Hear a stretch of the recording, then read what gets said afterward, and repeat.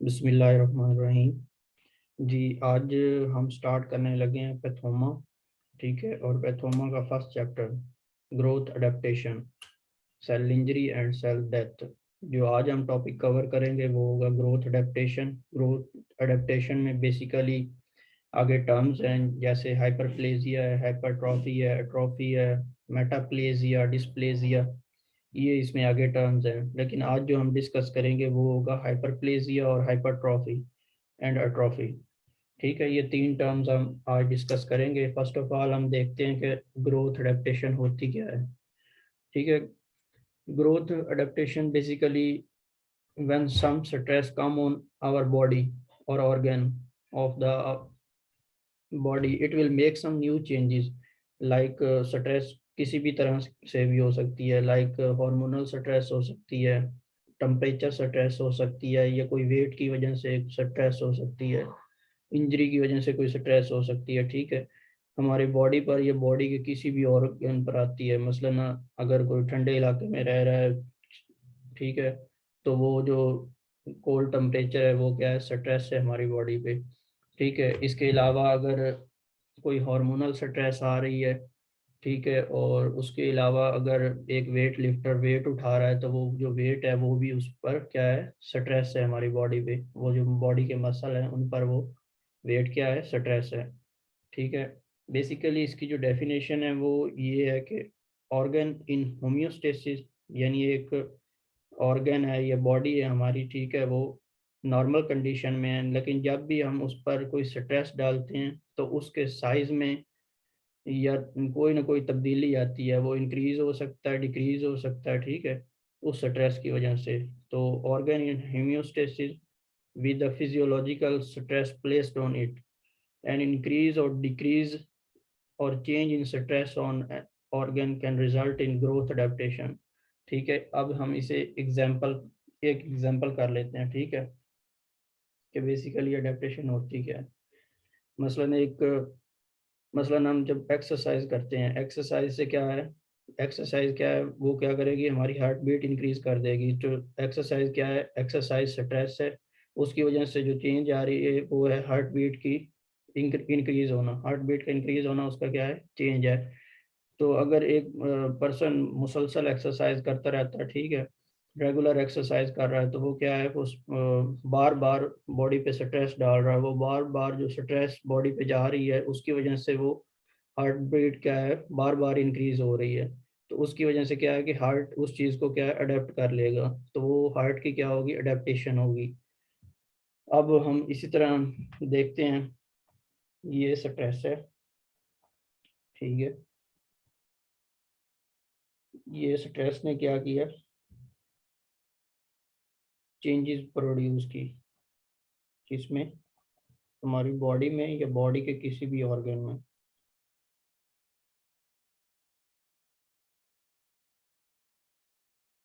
ठीक है,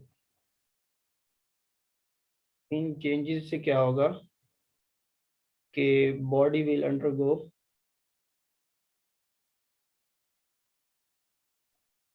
लाइक उसका साइज इंक्रीज होगा। अगर मसल है, मसलन यहाँ पे वेट है, स्ट्रेस की जगह हम ले लेते हैं वेट। ठीक है, ये वेट है, ये बाइसेप मसल है। ठीक है, मसलन बाइसेप की कोई जिम कर रहा है, या चलिए एक और एग्जाम्पल ले लेते हैं, ये एक हमारा है। ठीक है, इस हमर से क्या है, इस बाइसेप पे हिट किया। ठीक है, कोई भी मसल है, ठीक है, इस पे हिट किया, तो इस हिट करने से जो क्या होगा, इस बाइसेप को इंजरी होगी। इंजरी से क्या होगा, ये इन्फ्लेमेशन हो जाएगी इस बाइसेप की। ठीक है, इस तरह। ठीक है, तो ये जो स्ट्रेस है, ये वेट क्या था हमारा, ये वेट हो गया। ठीक है, ये क्या है, स्ट्रेस। और ये जो आगे चेंजेस आई हैं, ये क्या है, उस मसल की अडेप्टेशन। तो ये अडेप्टेशन प्रोड्यूस करेंगी, यानी मसल उस चीज को अडेप्ट कर लेगा। ठीक है, अगर ये स्ट्रेस बार बार हो रही है, ठीक है, मसलन, ठीक है, एक्सरसाइज बार बार कर रहे हैं, ठीक है, अगर ये बार बार कर रहे हैं तो इसमें चेंजेस क्या हैं, और ज़्यादा चेंजेस प्रोड्यूस होंगी। ठीक है, और ज़्यादा चेंजेस इसमें प्रोड्यूस होंगी, ठीक है। इन चेंजेस से ये जो मुस्तकिल ये बार बार चेंजेस जो प्रोड्यूस हो रही हैं, इसकी वजह से क्या करेगी बॉडी अपने आप को उस स्ट्रेस के मुताबिक, इस स्ट्रेस के मुताबिक बॉडी अपने आप क्या करेगी, अडेप्ट कर लेगी। ये हमारी क्या है, ग्रोथ अडेप्टेशन, ठीक है। यानी ग्रोथ अडेप्टेशन में होता क्या है कि साइज या तो इंक्रीज होगा या साइज क्या होगा, डिक्रीज होगा, ठीक है। तो इसमें बेसिकली ये में डिक्रीज होगा या कोई भी और चेंजेस आ सकती हैं, ठीक है। जो भी चेंजेस आएंगी वो क्या होगी, उसकी हमारी बॉडी या उस ऑर्गन की अडेप्टेशन होगी। जिस तरह मैंने एग्जांपल दी एक्सरसाइज की, ठीक है। वो क्या है, उसने एक्सरसाइज एक स्ट्रेस थी, उसने चेंजेस किस में प्रोड्यूस की, हमारी हार्ट बीट क्या है उसको अप कर दिया, हार्ट बीट अप होगी जिसकी वजह से क्या है वो, अब अडेप्टेशन किस पे आएगी, वो हार्ट पे आएगी।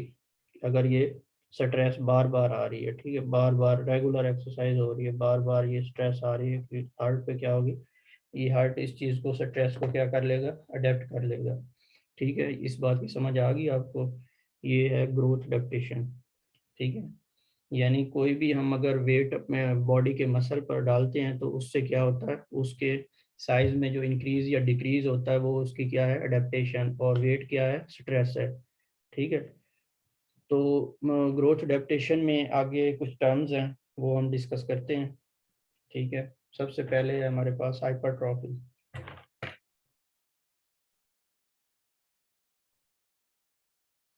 हाइपरट्रॉफी,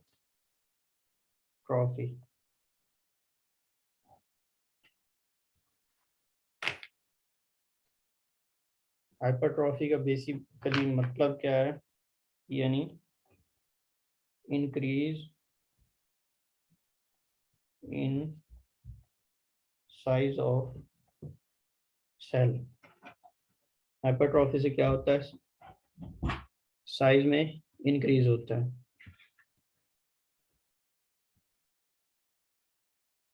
अच्छा क्या हुआ, increase in size of cell. Hypertrophy में जो सेल है, फॉर एग्जांपल ये एक सेल है, ठीक है, ये पहले इतना था, तो इसमें क्या होगा, जब इस पे स्ट्रेस आएगी, ठीक है, वो स्ट्रेस में मैंने आपको बताया कोई भी स्ट्रेस हो सकती है, ठीक है। जब इस पे स्ट्रेस आई तो इसका क्या साइज इंक्रीज हो गया, ठीक है। सेल का यानी साइज इंक्रीज होगा, यहाँ पे स्मॉल था, यहाँ पे लार्ज हो गया, ठीक है। ये क्या है, हाइपरट्रॉफी है इस सेल की, ठीक है। यानी हाइपर मीन आपको पता है, ट्रॉफी उसका साइज, ठीक है, यानी उसका साइज इंक्रीज हो गया। अब ये हाइपरट्रॉफी होती कैसे है, ठीक है, इसका मैकेनिज्म देख लेते हैं यहाँ पे। लेट्स सपोज ये एक सेल है, ठीक है। Wait,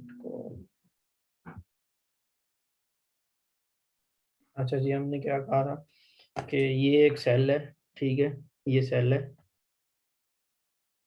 ठीक है। इस सेल में क्या है, ये एक जीन है, ठीक है, ठीक है।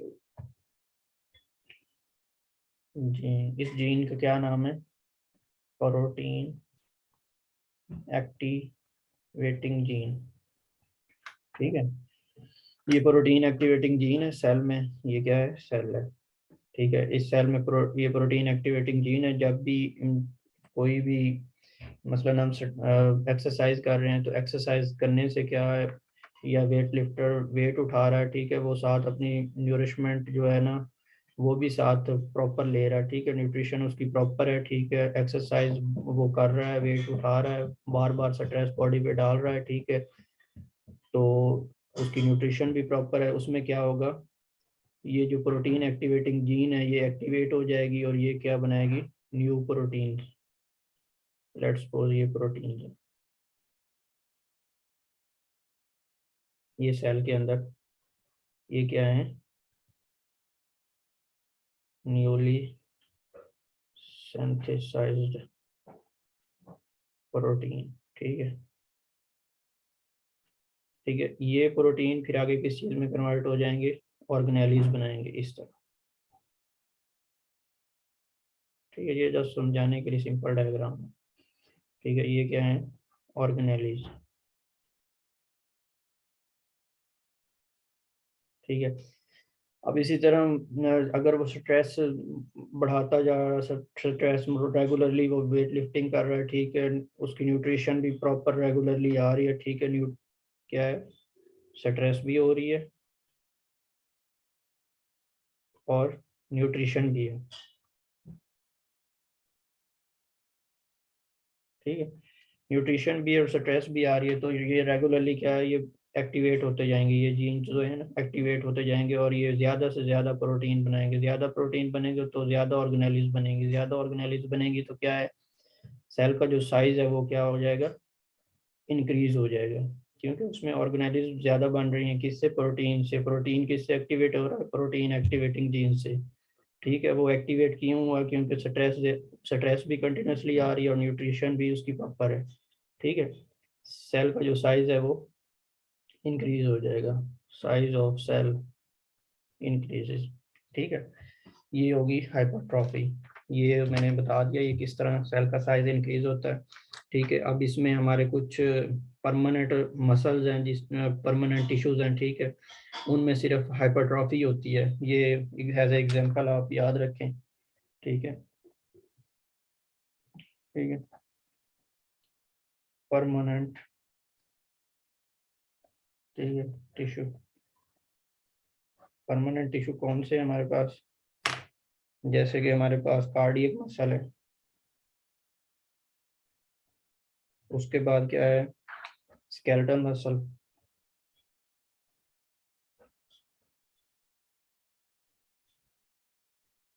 ठीक है, उसके बाद हमारे पास इसमें नर्व्स हैं, इनमें भी हाइपरट्रॉफी होती है। ठीक है, सिर्फ साइज इंक्रीज करता है। ठीक है, इसके बाद जो हमारे पास सेकंड टर्म है वो है हाइपरप्लेजिया। ठीक है, तो हाइपरप्लेजिया नेक्स्ट पेज पे देखते हैं। ठीक है, हाइपरप्लेजिया,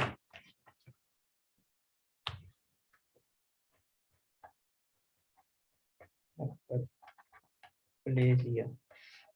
ठीक है, हाइपर का मतलब आपको पता है ज्यादा होना, प्लेजिया मतलब डिवीजन होना। ठीक है, यहाँ पे क्या होगा, सेल के जो नंबर्स हैं, सेल नंबर इंक्रीज करेंगे, सेल नंबर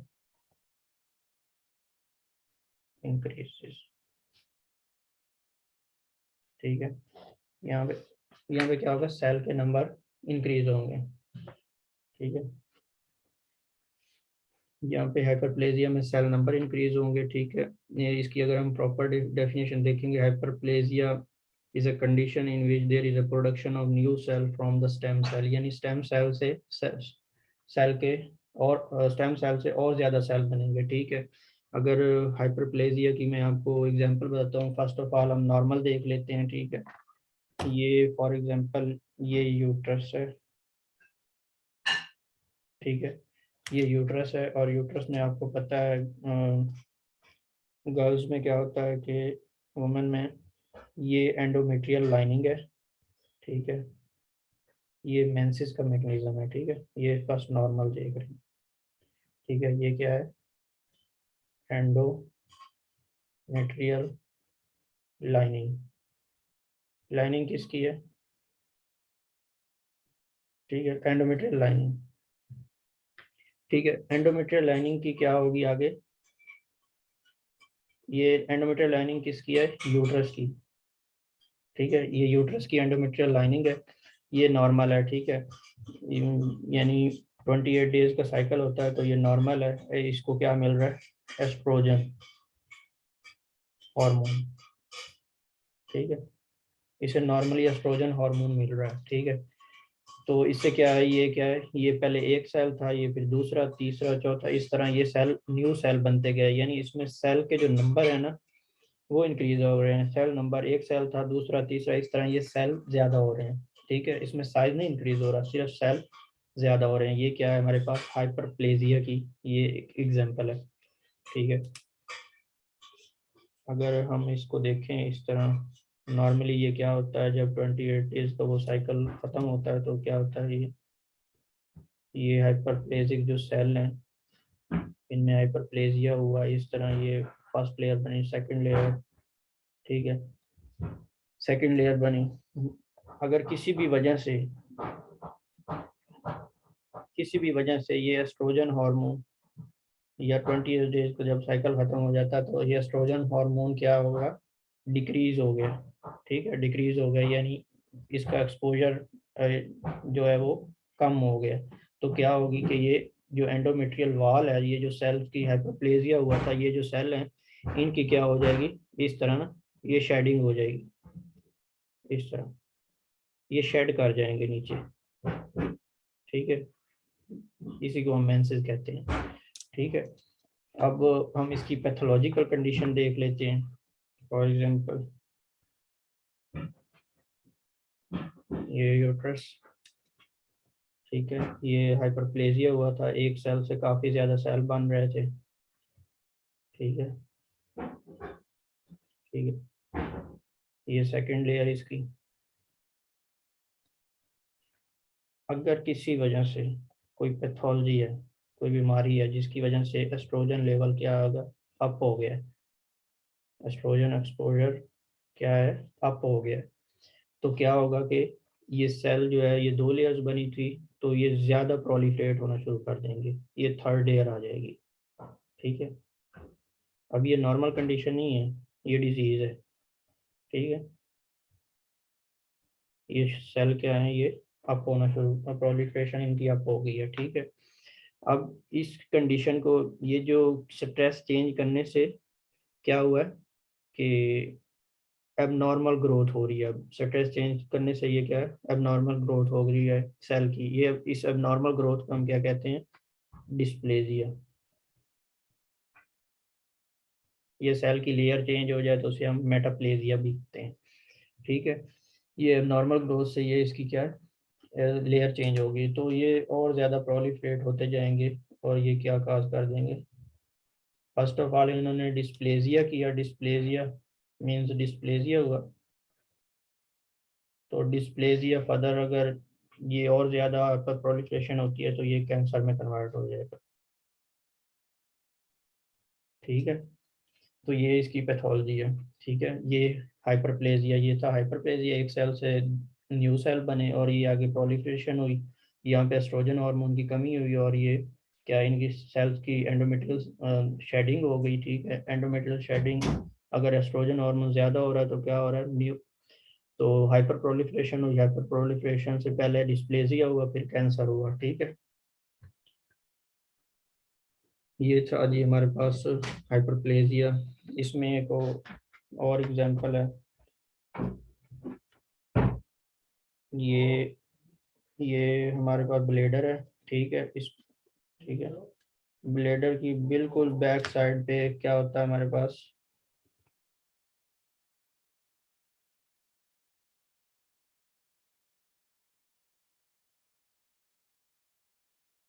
ठीक है, ये ब्लेडर है, ब्लेडर में क्या है, यहाँ पे पीछे प्रोस्टेट है, ठीक है, इन मेल्स, ठीक है।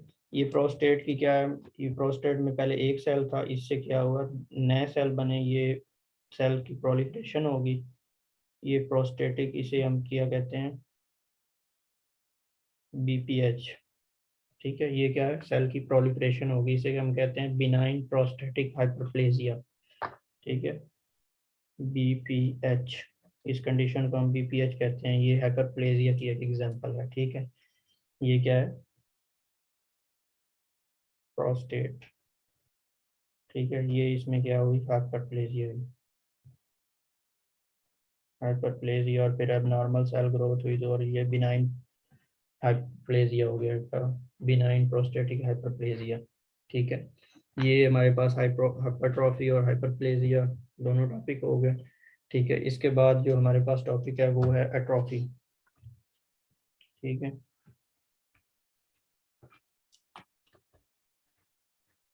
एट्रोफी। अब एट्रोफी में क्या होता है, इसमें ये थोड़ा हम जल्दी करेंगे। एट्रोफी में क्या होता है कि सेल का जो साइज है और सेल नंबर, ये दोनों क्या कर रहे हैं, डिक्रीज कर रहे हैं।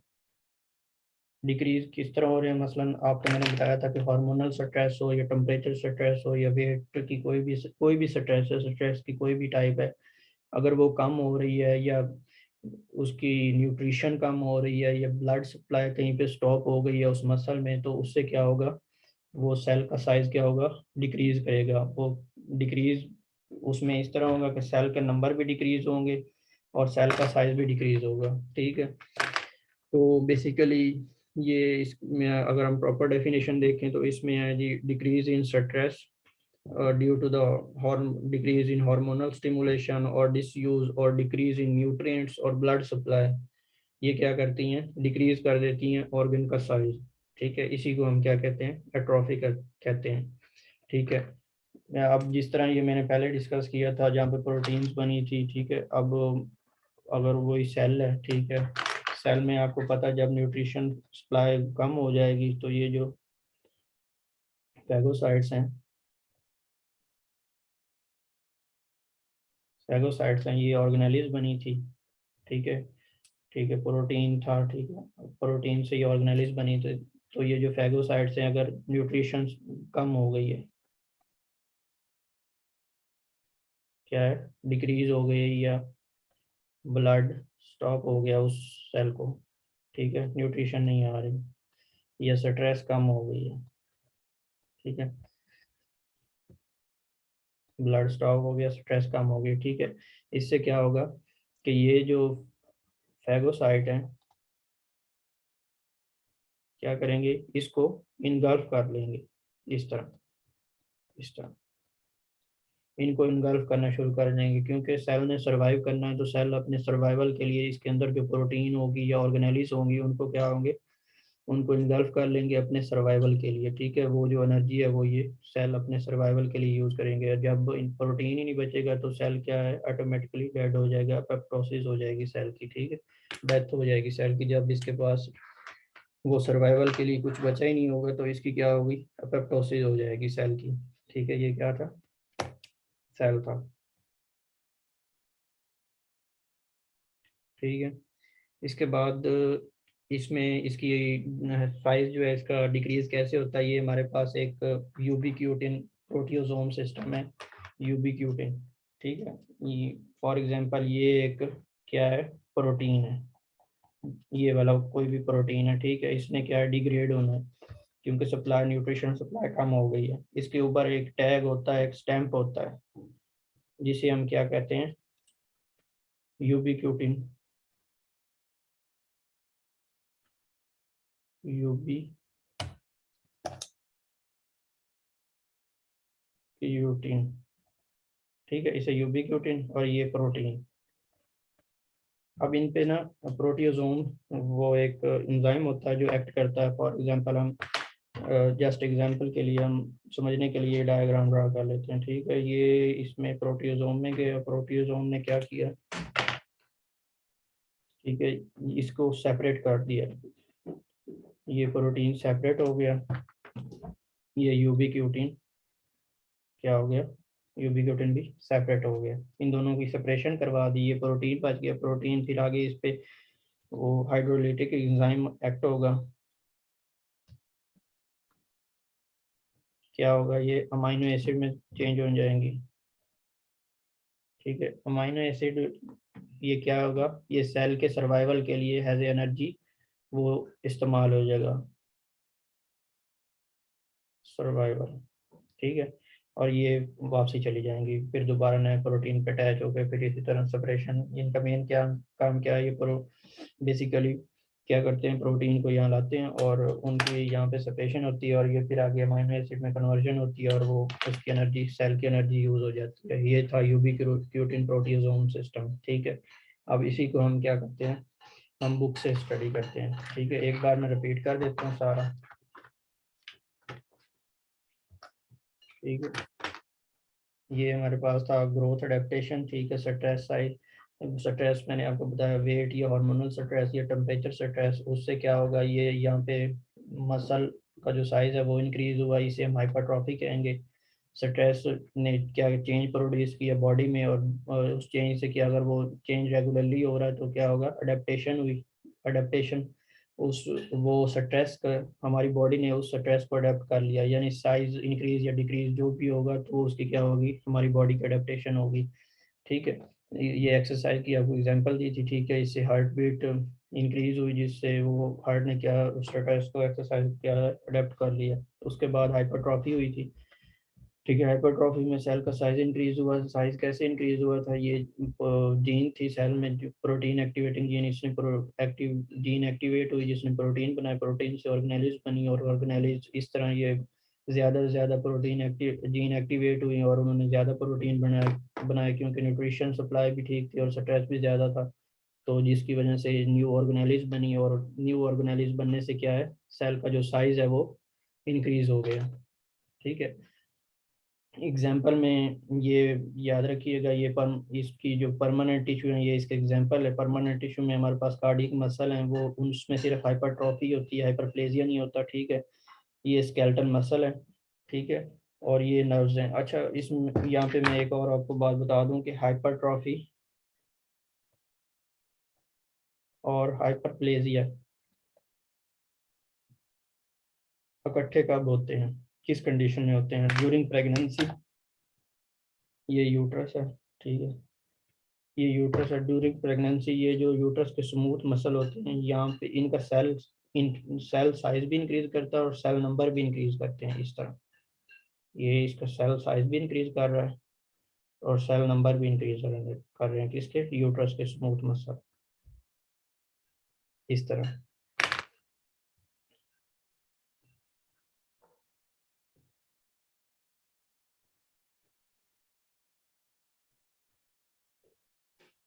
ठीक है, ये जस्ट एग्जांपल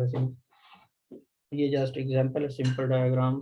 यानी ये यूट्रस है, इसका ये पहले एक सेल था। ठीक है, इससे न्यू सेल बना, सेल का साइज भी इंक्रीज हो रहा है और सेल नंबर भी इंक्रीज हो रहे हैं। ठीक है, ये हाइपरट्रॉफी और हाइपोप्लेजिया दोनों इकट्ठे एक ही वक्त में हो रहे हैं। ठीक है, इसके बाद हमने बात की थी इसकी हाइपोप्लेजिया की। सेल उसमें सेल के जो नंबर हैं वो इंक्रीज हुए थे। फर्स्ट ऑफ ऑल मैंने ये नॉर्मल कंडीशन बताई जिसमें ये एस्ट्रोजन हार्मोन का एक्सपोजर हो रहा है, एंडोमेट्रियल बन रही है। ठीक है, वन सेल से उस सेल की हाइपर प्रोलिफरेशन से न्यू सेल बने। अगर ये एस्ट्रोजन हार्मोन कम हो जाता है तो क्या है, एंडोमेट्रियल शेडिंग होगी। एंडोमेट्रियल शेडिंग उसके बाद अगर पैथोलॉजिकली देखें तो अगर किसी भी वजह से एस्ट्रोजन हार्मोन ज़्यादा हो जाता है तो क्या होगा कि ये पहले एक लेयर बनी, सेकंड लेयर बनी, फिर उसकी हाइपर प्रोलिफरेशन हो जाएगी, अब नॉर्मल ग्रोथ होगी। पहले डिस्प्लेजिया में होगा, ये लेयर बनी डिस्प्लेजिया, उसके बाद उसकी अब नॉर्मल ग्रोथ हुई, तो अब नॉर्मल ग्रोथ क्या होगा, कैंसर काज कर देगा।